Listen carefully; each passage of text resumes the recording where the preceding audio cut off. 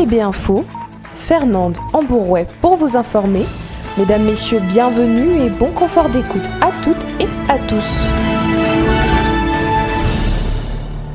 Les violences en milieu scolaire prennent de l'ampleur, un professeur attaqué devant ses élèves. L'école devrait être un lieu protégé où chacun peut enseigner et apprendre en toute sécurité. Lorsqu'un professeur a été agressé sous les yeux de ses élèves, la limite a été franchie. Gilles Silver, Moubélé, Massala. Le bado n'a pas rencontré des obstacles. L'absence de barrières et le manque de contrôle d'accès ont permis à cet inconnu de pénétrer dans l'établissement comme s'il en faisait partie. En quelques instants, la salle de classe est devenue le théâtre d'une scène choquante, rappelant à quel point la protection du personnel et des élèves reste insuffisante. Monsieur Philippe Nomonomo, proviseur du dit établissement. Il ressort que ce sont des badauds qui se baladent dans l'établissement et comme vous savez, notre établissement n'est pas clôturé complètement, donc il y a des trous béants où n'importe qui peut s'inviter et puis trompant la vigilance aussi des surveillants puisqu'ils ne sont pas pléthoriques. Donc il s'est incrusté dans une salle, et puis il a manqué de respect à l'enseignant qui faisait son travail.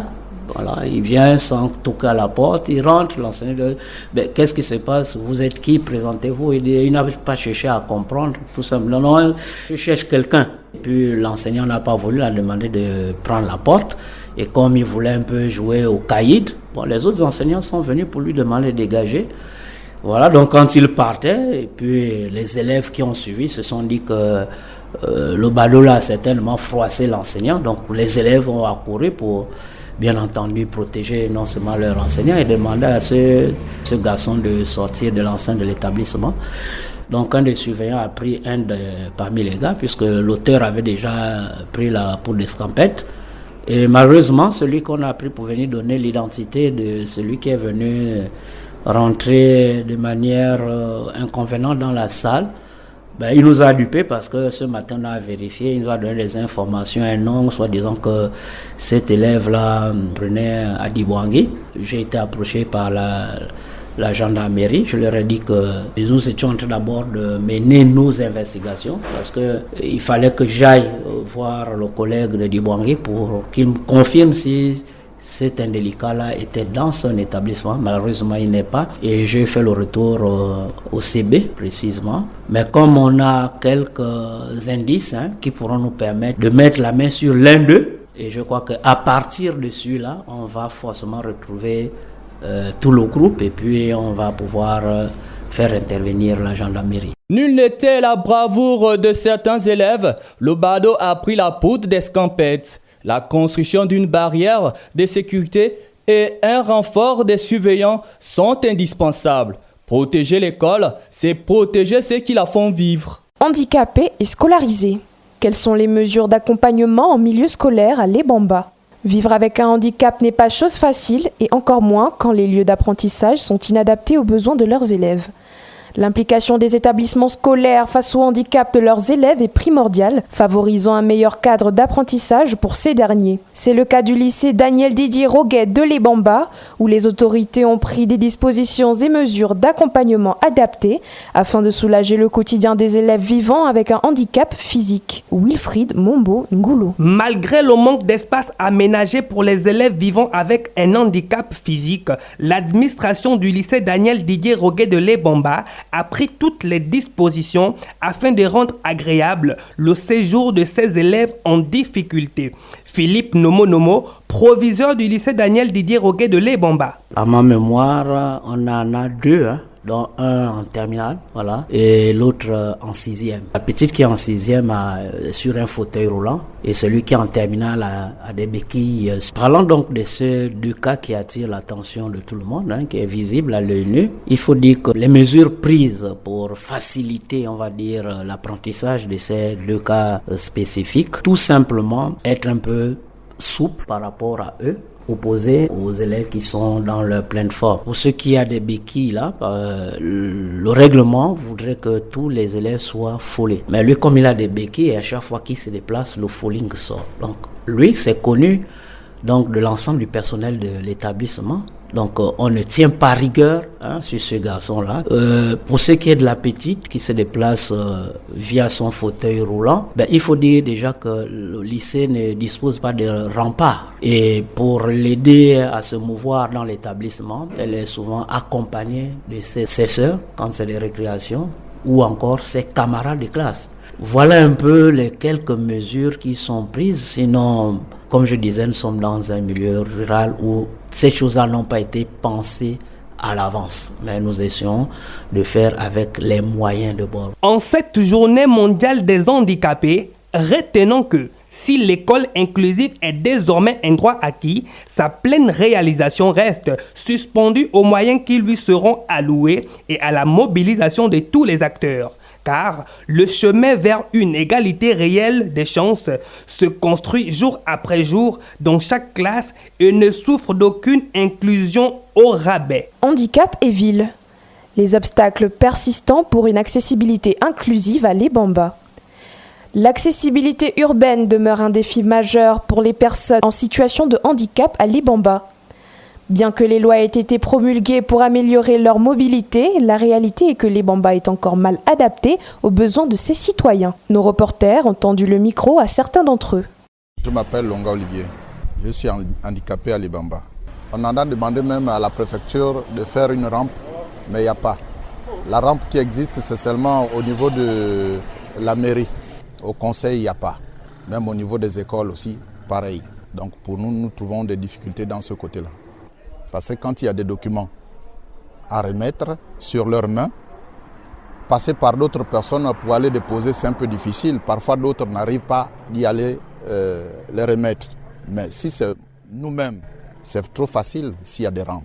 Ils n'ont qu'à passer ça. Je m'appelle Mokumbi Alain Bertrand, un petit nom, c'est Kassi, malade de Bongolo. Je suis handicapé, il n'y a pas de rampe dans les bureaux. Quand les affaires sociales nous reçoivent, on les envoie au trésor. Maintenant, au trésor, il n'y a pas de rampe. Pour accéder dans le bureau, c'est difficile. Même à l'hôpital, pour accéder à l'hôpital, soit dans les Bamba ou bien Bongolo, il n'y a pas de rampe. Les nouveaux, que ce soit le député ou le sénateur, le maire et le président du conseil départemental, doivent faire un peu des efforts pour nous rendre un peu à l'aise. Parce que là, nous sommes abandonnés à nous-mêmes, qui ne nous oublie pas. Je m'appelle Moumandongo Lazare. Je suis handicapé moteur, je vis à Bongolo, en face du lycée. C'est difficile pour nous, c'est très difficile. Dans toutes les institutions implantées au niveau de la commune de Bamba, c'est impossible à nous, les personnes handicapées, moteurs, même les aveugles, d'avoir accès. D'aller voir dans les bureaux administratifs, c'est faux. Nous disons qu'il faut que les nouveaux élus mettent ça en tête. C'est la première chose qu'ils devaient faire dès qu'ils sont installés au niveau de l'Assemblée nationale, le Sénat, le Conseil départemental et à la mairie. Je m'appelle Nazer Moralga. Je suis dans le quartier de Bongolo. Pour le moment, l'accessibilité dans la ville de Lebamba, vraiment, c'est pas facile. Au jour d'aujourd'hui, nous rentrons dans la 5e République. Donc, il n'est pas normal que la personne vivant avec un handicap a des difficultés pour aller même, ne fût-ce que même signer sa copie d'acte de naissance, par exemple. Nous sommes tous humains. Donc au jour d'aujourd'hui, c'est la 5e République. Le Gabon va booster. Mais on va booster avec tout le monde, y compris aussi des handicapés. Malébé FM. Les enseignants bénévoles. Quand l'éducation des élèves ne dépend que de l'altruisme des enseignants. Ils forment l'avenir du pays, mais n'ont pas de quoi remplir leurs assiettes. C'est une réalité qui frappe le domaine de l'enseignement général au Gabon depuis bien des années. Notamment au lycée Daniel Didier Roguet de l'Ebamba, où les enseignants bénévoles, piliers essentiels de l'éducation locale, sont au bord du gouffre. Sans salaire, ils assurent malgré tout la continuité des cours. Mais jusqu'à quand ? Une question urgente alors que l'avenir de centaines d'élèves repose sur des épaules fragilisées par la précarité. Gilles Silver Moubélé Massala, reportage. Les enseignants bénévoles du lycée DDR sont partout et pourtant personne ne les voit vraiment. Ils soutiennent, encadrent, organisent, dépannent, mais toujours dans l'ombre.